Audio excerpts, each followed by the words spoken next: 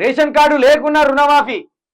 ఒక కాడనేమో రుణమాఫీ కావాలంటే రేషన్ కార్డు అంటాడు, ఒక కాడనేమో రేషన్ కార్డు లేకున్నా రుణమాఫీ అని ఒక కాడ అంటాడు. అది కేవలం కుటుంబం గుర్తింపు కోసమే. ఆల్రెడీ బియ్యం పట్టుకపోయేటప్పుడు తెత్తలేదా ఎవరికి రేషన్ కార్డు ఉన్నదో ఎవరికి రేషన్ కార్డు లేదో? ఇప్పుడు కొత్తగా మీ ఇంటికి వచ్చి అయ్యా నాకు రేషన్ కార్డు ఉన్నది, నేను ఈ కుటుంబం పలాని కుటుంబం అని దగ్గరికి వచ్చి పరిచయం చేసుకొని పోవాలా అని పొంతం లేని మాటలు మాట్లాడతాడు ఏంది ఆయన? వార్డ్ మెంబర్ల తెలివి కూడా కాదు ఇది. ఊర్లో ఉన్న వార్డ్ మెంబర్లు కూడా నీకంటే ముద్దుగా మాట్లాడేటట్టున్నారు రేవంత్ రెడ్డి గారు. కేవలం గుర్తింపు ఉంటేనే కదా వాళ్ళకి రేషన్ కార్డులు ఇచ్చింది. మన రాష్ట్రంలో ఉన్న మనుషులే అని గుర్తించి, దారిద్ర్య రేఖకు దిగువన ఉన్నారని గుర్తించి రేషన్ కార్డు ఇచ్చిండు. మళ్ళా నువ్వెందుకు అడుగుతున్నావు ఆ రేషన్ కార్డు? పాస్బుక్ అడుగు అయ్యా జరా. పాస్బుక్ ఉంటే భూమి ఉన్నట్టే. ఆ పాస్బుక్ మీనే భూమి గుర్తించబడుతుంది, పట్టా చేయబడుతుంది. మళ్ళీ నువ్వు వాడిని కొత్తగా గుర్తించడం ఎందుకు? లబ్ధిదారుణ్ణి. పాస్బుక్ ఉన్న వాళ్ళందరికీ రుణమాఫీ వర్తింపు.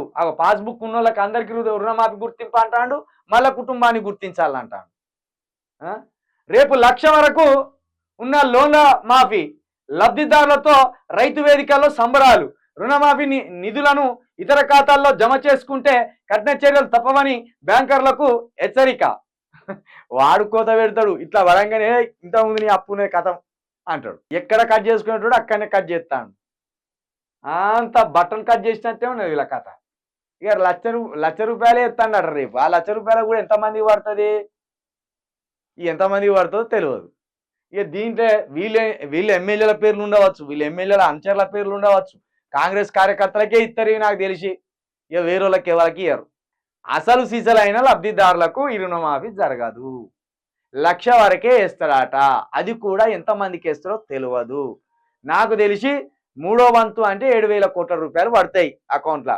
ఆ 7,000 కోట్ల రూపాయలలో లక్ష ఎంతమందికి పడుతుందో తెలియదు. కాబట్టి రేవంత్ ఇంకా సంబరాలు చేసుకోవాలట ఈ నేషవాటికి, ఎగిరి దునకాలే. ఇక ఈ రైతు సంబరాల పేరు మీద ఇప్పుడు రేవంత్ రెడ్డి మంత్రులు వీళ్ళంతా పోతారు. అట్లా 10 కోట్లు ఖర్చు పెట్టుకొని వస్తారు. ఆ 10 కోట్లు డైరెక్ట్ ఎత్తి అయిపోతుందిగా ఇంకా కొంతమందికి ఇట్లా.